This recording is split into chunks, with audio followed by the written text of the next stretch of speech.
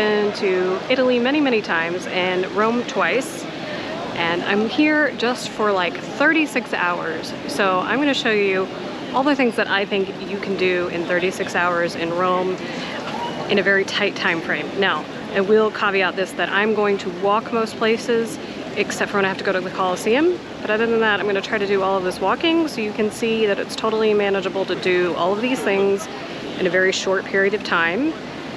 Let's see how this goes. I've already made it to my first stop, which, if you can see behind me, is the Spanish Steps. It was not very clear as to why the Spanish Steps were closed off. I know that you're not allowed to sit on them anymore, but apparently this was temporary because people said they had been there earlier in the week and they were allowed to walk up the Spanish Steps. Quickly, we're off to the Trevi Fountain, which isn't a very far walk from here. So most of the things that I'm going to do today are within very close proximity of each other because I got here late in the afternoon, so I don't have long until it gets dark. And while it's perfectly fine to be out in Rome at night, a lot of the stuff that I want to see isn't going to be as visible at night, although the Trevi Fountain is very cool to see at night.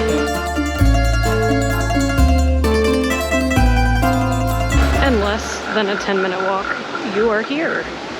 And it is crowded. It's going to be crowded at any time.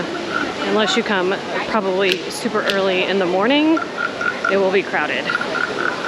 So, let's go see if we can get a good spot to throw a coin. And the reason why is because they say that if you throw a coin into the Trevi Fountain, it guarantees that you will come back to Rome. Now, I did that in the first visit in 2013, and then I came in 2016, didn't make it to the fountain, did make it to Rome, but I didn't throw a coin in, so let's see if I come back.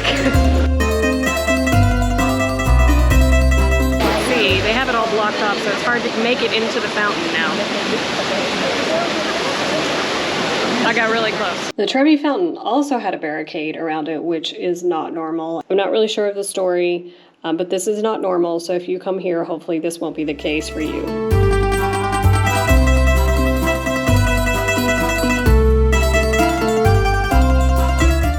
All right, my next stop is gonna be the Pantheon, unless I see a pizza place in the meantime, because I'm getting hungry. But first I'm gonna stop and see whatever this is in front of me.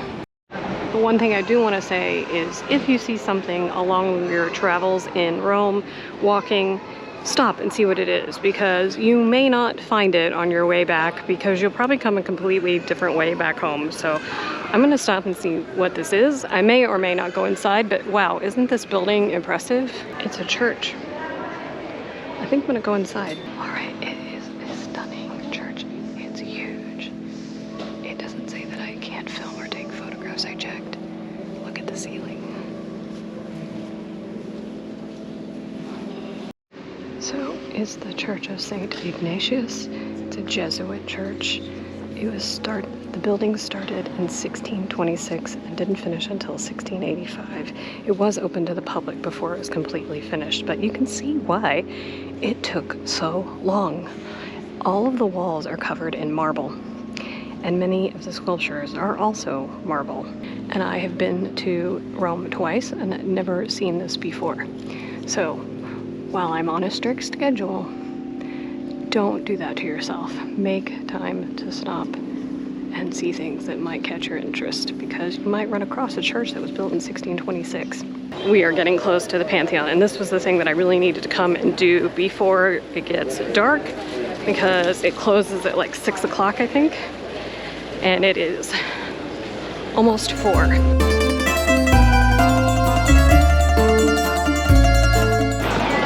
So the Pantheon is one of the best preserved buildings here in Rome, and that's because it's pretty much been in continuous use as something all the time since it was built. Although they're not quite sure of the date, because Hadrian constructed it, but he didn't really know any dates. But they know in 609 AD it was started to be used as a church. The Pantheon is free to get in on the weekends or holidays. You will need a reservation. If you want an audio tour, you will need to pay for that, and you can reserve that in advance online and then just pick it up when you get in there. So of course, it's a whole nother building made completely of marble. And I believe that when I was here in 2013, it was actually raining. So the rain was coming down through the hole, right into the middle. And maybe that's why they have this sort of marked off so people don't stand underneath it. But I can't believe, like, it's super impressive, the architecture of this place, because if you think about, not only did they have no tools, they also built a dome with a hole in the middle that's still standing today.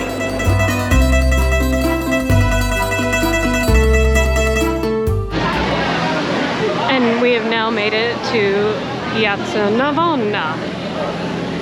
Now, a lot of you will probably know this piazza. It is very famous. It is a strange shape. It is sort of this oval, oblong shape and has this stunning fountain in the middle with an Egyptian obelisk in it. And I'm gonna go do this thing that will explain the reason why it is this shape. Bernini built this fountain, and it is not the only fountain in this piazza. There is another fountain of Neptune down that direction, so we'll walk this way. What I love about this piazza is the color, because it just is stunningly beautiful. The other thing I will tell you is that if you're here at Christmas time, there is a Christmas market in this piazza, and it is definitely worth coming and seeing and checking out all the things that they have for sale for Christmas time.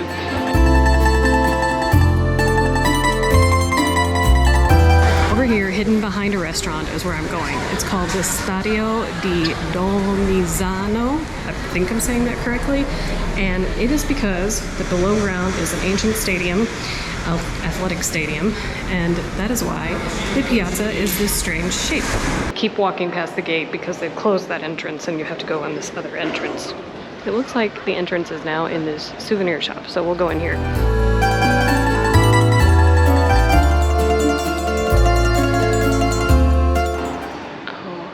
See, I'm the only person in here. This is one of these hidden gems that I actually found out from someone on TikTok.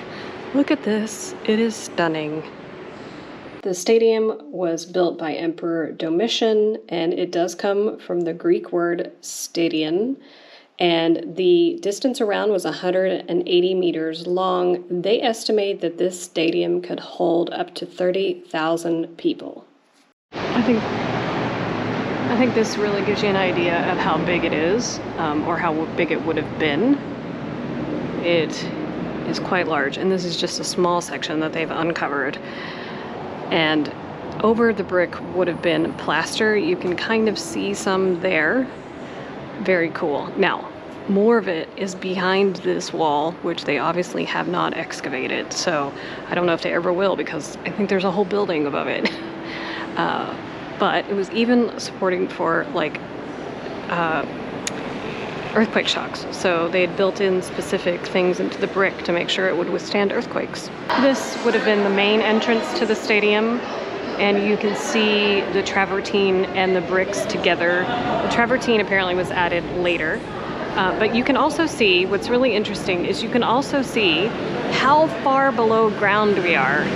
So in 2,000 or so years, we have built up the city to be at that height. And actually, they said in the audio guide that this entrance would have been slightly above ground.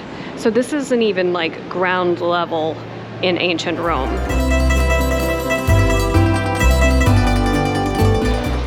Good morning, guys. So I am on my way to the Campo di Fiori, which in Rome is where they have a street market every day. It's mostly known for its flowers, but they have lots of other things. I'm in a piazza very close by to see this really cool piece of art behind me. I don't know anything about it. I just happened to see it on my way down this morning. Quite a bit of beautiful flowers, even some floral arrangements, which is a little bit different. I like it. I wish I could buy a floral arrangement at my Laiki in Greece.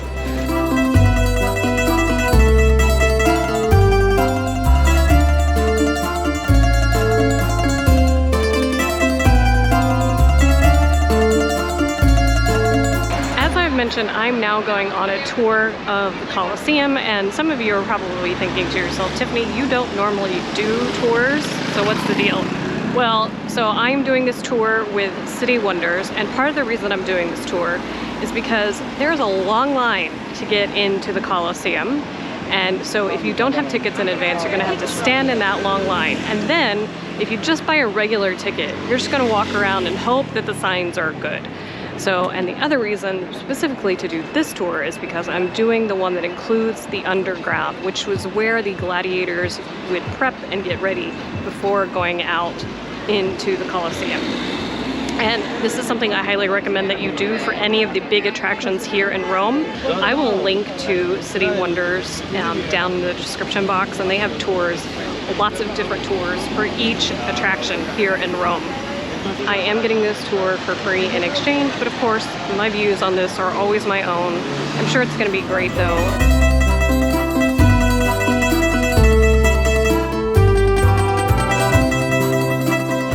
We're first going to the underground, and this is the very cool part, I think. You get to see where the gladiators were and all the animals are. I've done this before, but it's definitely worth coming again. For a very brief period of time, they hosted fake naval battles in the Coliseum, and when you enter, you go through one of the tunnels that brought in the water. What I loved about going on this tour, again, is that the area that you can access is much larger now. You can see how elaborate it is underground, and all of these, and of course there would have been a floor here, so it would have been pitch black down here, and they had animals down here, so it didn't smell very nice. Really feel the scale of it when you're down here though, because you feel tiny.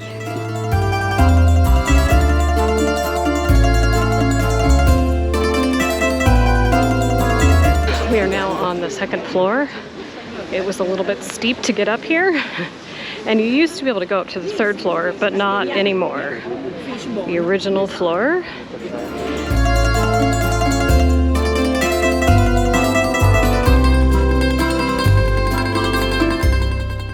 The tour continued on to Palatine Hill. Palatine Hill is thought to be the birthplace of Rome. All of these were palaces. There were 3 palaces, so all of this would have been enclosed. It's amazing.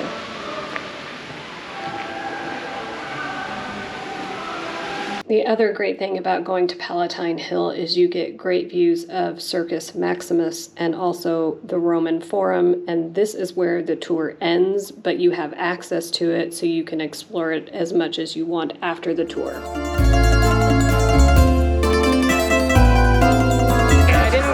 Looking for a gourmet place because I really needed to eat and I really needed to sit after walking all that. But look at this pizza. I wish you could smell basil. It smells amazing. Now I'm going to head to Vatican area. I'm going to hopefully go to Castel San Angelo first and then walk into Vatican City.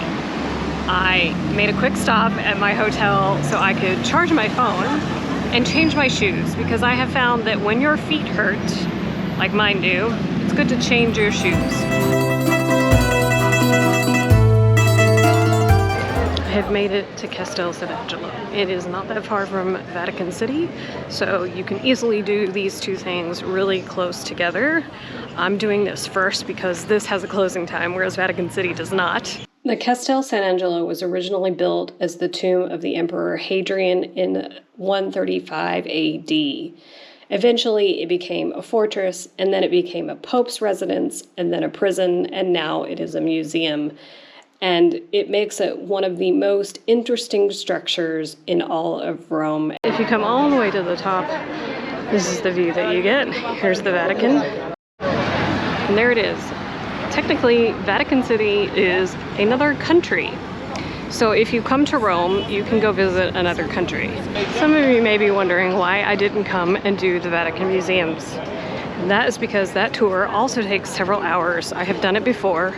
It is definitely worth doing if you have more than 36 hours, which I definitely do not.